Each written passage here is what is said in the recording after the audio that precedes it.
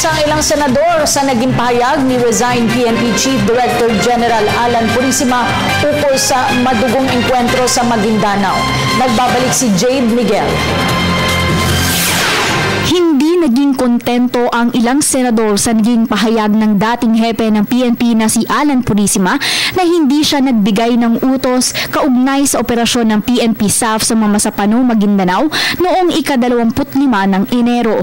Ayon kay Purisima, tanging payo lamang ang ibinigay nito at nasa desisyon na ng SAF kung itutuloy nila ang operasyon. Matapos ang pagdinig, sinabi ni Senador Grace Poe na malabong walang nag-utos na nakatataas sa dating director ng SAF na si Getulio Napeñas na simulan ang operasyon. Malinaw naman na nagkaroon ng violation sa chain of command ayon kay Senador Bongbong Marcos. Maliwanag na there's a violation of chain of command because although pinipilit ni General Purisima na ito ay advice lamang, commander mo yan at sinabihan ka kakapag besides, ano pinag-usapan nila ni Presidente?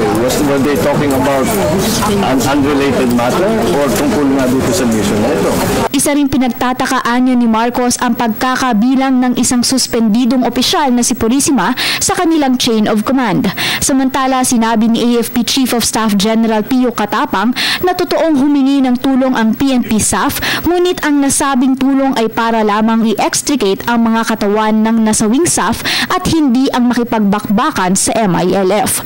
Anya, hindi rin nakapagbigay ng artillery fire ang militar dahil kinailangan pa nilang alamin ang eksaktong lokasyon ng kalaban at ng tropa, pati na rin ang pagkakaroon ng forward observer. Dagdag pa ni Katapang, hindi nakipaglaban ang militar sa MILF dahil sa usapang pangkapayapaan sa pagitan ng gobyerno at MILF. Para sa Telebisyon ng Bayan, Jade Miguel.